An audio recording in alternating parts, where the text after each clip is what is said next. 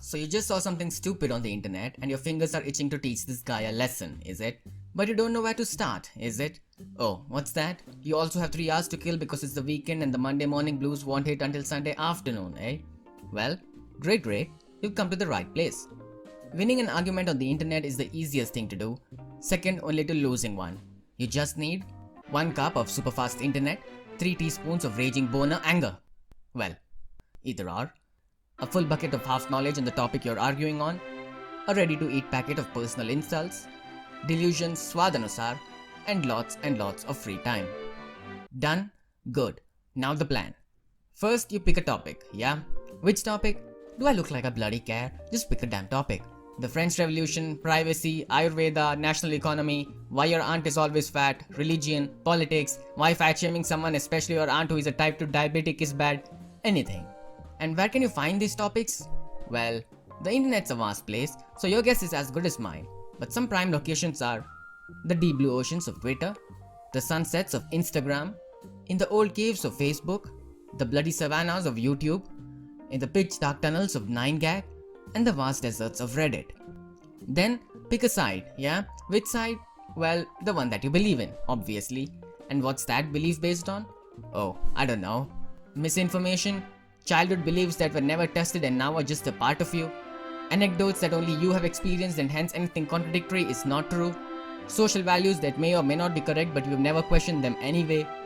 Advice and opinions by your family, friends, and that physics teacher you deeply respected but turned out to be an alcoholic and was debarred from school for quoting koalas have infinite supply of oxygen? One discredited Wikipedia article? And the most important reason, because it feels right. Yeah, that's right. Feels. You know the feeling you have in your tum-tum? Because arguments, like all things, are based on feelings. We use facts and quote things just to make those feelings feel nice.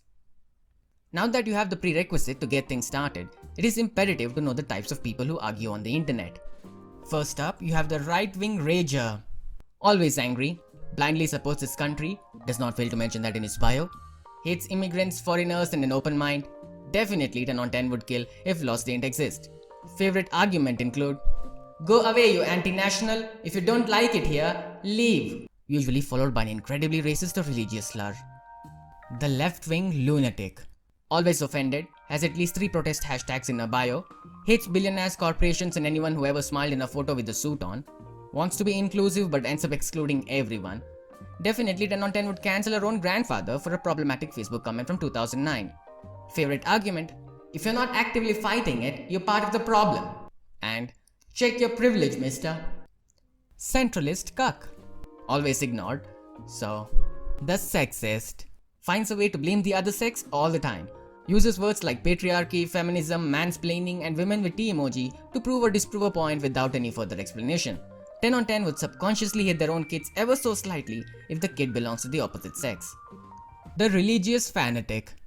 Sees religion before he sees human, hates the other religion more than loving his own, finds one bad attribute and generalizes it to all of them, believes non-believers should either convert or die. 10 on 10 has never read most of the stuff his religious books have to say but will quote them anyway. Favorite argument? This is nothing compared to insert a tragedy from 20 years ago attacking the religion. And why are you only upset about this? What about insert an issue unrelated to the argument which also focuses on their religion? The racist supremacist. Same thing but with race. The conspiracy theorist. Believes everything is a cover-up for everything, that aliens are held captive in army bunkers, government keeps spying through 5G towers, and that ghosts are secretly watching you pleasure yourself at night. Are most likely jobless, get all their sources from Reddit posts and YouTube videos, 10 on 10 need medication pills. And at last, the trolls. The worst and the best kind because they play no sides, they have no agenda other than to ruin your day and your mind, and are faster at typing on a keyboard than bullets traveling in water. 10 on 10, best left alone. Okay, so everything's almost done, yeah? Except the thing that you actually came for. Yes, how to argue. There are multiple ways to do it, of course, but the most common way is to take logic and reasoning and throw them out of the window.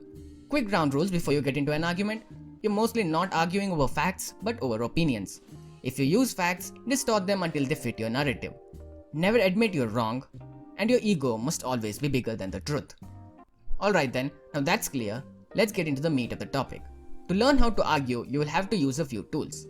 Buckle up, fancy schmancy words ahead. Ad hominem. Attack the person, not the point.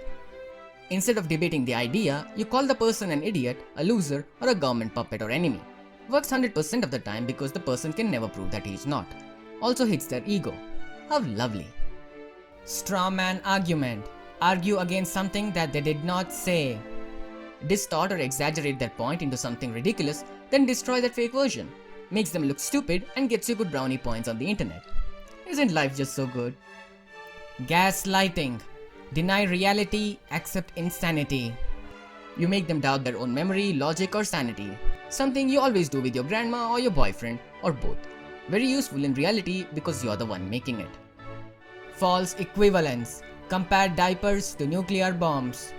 You pretend two different things are totally the same, and so what happens there must also happen here. Seems logical at first, and that's all you really need.